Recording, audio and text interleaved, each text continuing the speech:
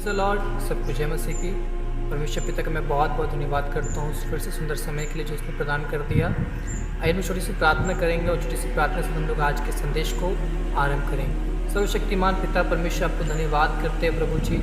हम यकीन करते हैं खुदावंद आप हम सबसे बातचीत करने जा रहे हैं पिता परमेश्वर। आपका कलाम प्रभु हमें संवारने निखारने जा रहा है प्रभु, धन्यवाद करते हैं। यीशु मसीह के नाम से मांगते हैं, आमीन। मेरे प्रियो, हम लोग आज अपने संदेश की बुनियाद इन वचनों से डाल लेंगे जो हमें मिलेगा लुक्का रचित सुसमाचार उसका 15 अध्याय उसका 8 और 9 पद को मैं आपके सामने पढ़ता हूँ।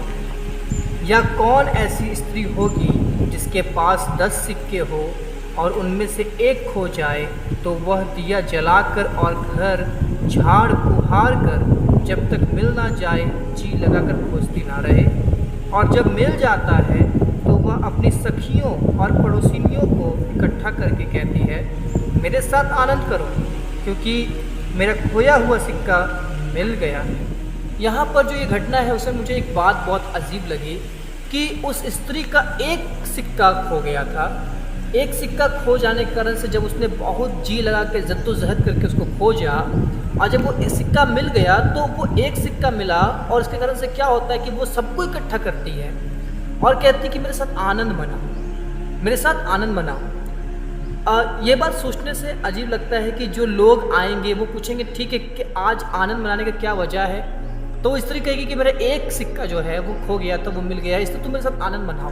ठीक है, एक और बात कि उसको सिक्का मिल गया, उस स्त्री को सिक्का मिला, उसके पैसे मिले, तो फिर लोग क्यों आनंद मनाएंगे? ये जो व्यवहार है वो आज कहाँ देखने को मिलता है कि लोग दूसरे की खुशी में खुश होते हैं।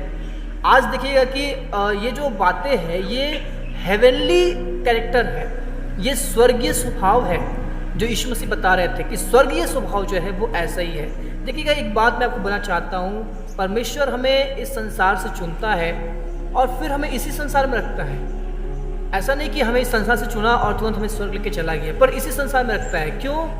ताकि अब हम इस संसार से अलग कर लिए गए हैं और इसी संसार में है ताकि अब परमेश्वर के स्वभाव को हम लोग प्रैक्टिस करें, स्वर्ग के कैरेक्टर को हम लोग प्रैक्टिस करें। क्योंकि इससे पहले कि हम स्वर्ग में जाएं, उससे पहले हम स्वर्गीय जीवन जीने का जो प्रैक्टिस हमें यहाँ करना है, वो आचरण, वो स्वभाव, वो व्यवहार, वो बदलाव जब तक हमारे अंदर नहीं आता है तब तक हम इस काबिल नहीं हो पाते हैं कि हम उस राज में प्रवेश कर सकें।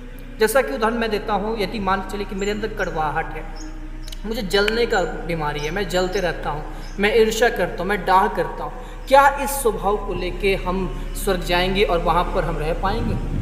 ये नहीं हो सकता। यीशु ने कहा, प्रभु ने कहा कि जब तक तुम्हारा मन बालकों का सा नहीं हो जाता तुम स्वर्ग के राज्य में प्रवेश नहीं कर सकते।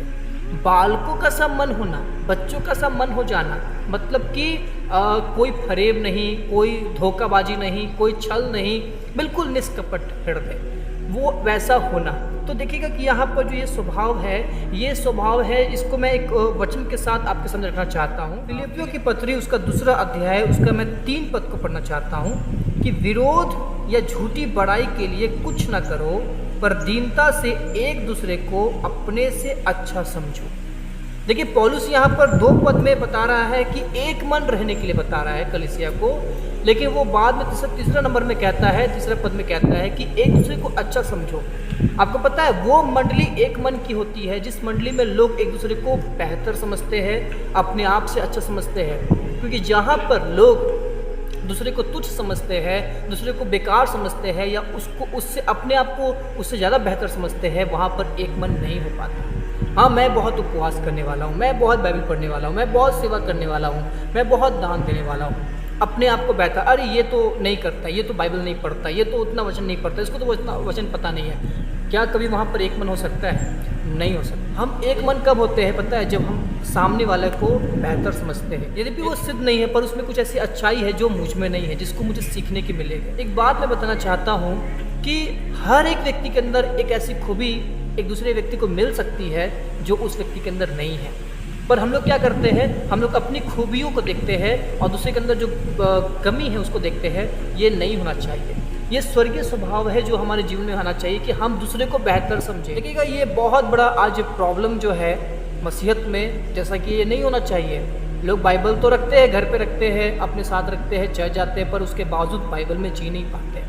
और आज मसीहत में, चर्च के अंदर ये बात पाई जाती है कि जब कोई लोग बढ़ता है, बहुत कम ऐसा जगह में जहाँ पर लोग बढ़ते तो और पीछे की कलीसिया जो खुश होती है, लेकिन अधिकतर आज ऐसे ही देख पाते हैं कि कोई और उन्नति कर रहा है पर हम जल रहे हैं। लेकिन स्वर्गीय स्वभाव लोगों से जलना नहीं सिखाता। हमें शैतान के विरुद्ध में जलन होना चाहिए और यहोवा के निमित्त जलन होना चाहिए, जिस बातों से, जैसा दाऊद कहता है कि हे यहोवा, क्या मैं तेरे बैरियों से बैर ना रखूं और क्या मैं तेरे विरोधियों से रूठ ना जाऊं। लेकिन आज होता क्या है, और हमारा लड़ाई तो मांस और लहू से नहीं है, पर आज हम मांस और लहू से लड़ रहे हैं। मेरे प्रियो, मैं आज यहाँ से एक बात बताना चाहता हूँ कि वैसे पड़ोसी कैसे पड़ोसी होंगे। कितना ही धन्य पड़ोसी है इस महिला का जो उसके 1 रुपये के सिक्के मिलने पर आनंदित हो रहे हैं। नहीं तो ये कह सकते हैं कि धन तो तुझे मिला, हम क्यों आनंदित होए। लेकिन ये स्वर्गीय स्वभाव है। स्वर्ग ऐसा है, आपको पता है, वहाँ एक दूसरे को उत्साहित करते हैं लोग, एक दूसरे को बढ़ोतरी करते हैं लोग, और एक दूसरे की खुशी में शरीक होते हैं लोग, है ना। तो हमें आज ये स्वभाव अपने अंदर चाहिए कि हम यदि मसीह कहते हैं अपने आप को, तो हमारे अंदर ये कैरेक्टर होना चाहिए। ये देखिए, ये सारे कैरेक्टर ही हमें बिल्ड कर रहा है कि हम परमेश्वर के राज्य में प्रवेश कर पाएंगे। यही सारे कैरेक्टर जो है वो बच्चों का सब मन है। तो इस प्रकार से हमारा स्वभाव होना चाहिए मेरे प्रियो। और देखिएगा, जब ये वचन प्रभु बता रहे थे तो उस संदर्भ में बता रहे थे कि एक पापी जब मन फिराता है तो स्वर्ग ऐसे ही आनंद मनाता है। तो एक व्यक्ति के लिए स्वर्ग आनंद मना रहा है, उस बातों को प्रभु बता रहे हैं। आज हम यदि अपने आप को मसीही कहते हैं, तो क्या ये हो कि जब लोग उन्नति करें या लोग उद्धार में आए, लोग बढ़े, लोग पवित्रता बढ़े, तो हमें आनंदित होना चाहिए।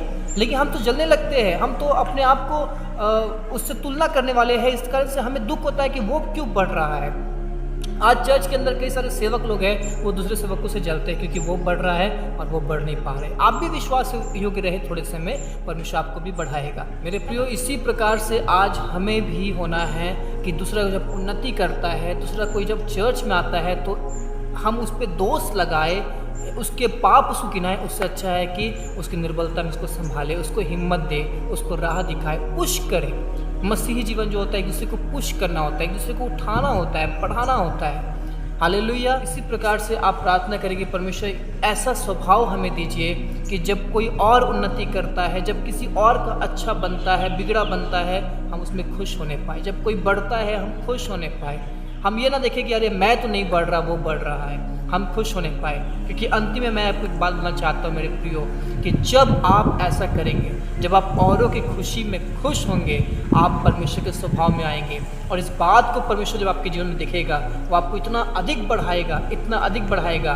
क्योंकि वचन में कहता है कि जो तुम चाहते हो कि लोग तुम्हारे साथ करें, तुम भी उनके साथ वैसा ही करो। तो जब आप लोगों की खुशी में इस प्रकार से खुश हो रहे हैं, शरीक हो रहे हैं, आनंद हो रहे हैं, अरे मेरा भाई उन्नति कर रहा है, अरे मेरी बहन उन्नति कर रही है, अरे वो सेवक उन्नति कर रहा है, और उसको आशीष दे रहे हैं, खुश हो रहे हैं, तो क्या होता है, वो चीज़ लौट के आएगा कि आप भी उन्नति करेंगे और आपके लिए भी लोग ऐसे ही खुश होंगे।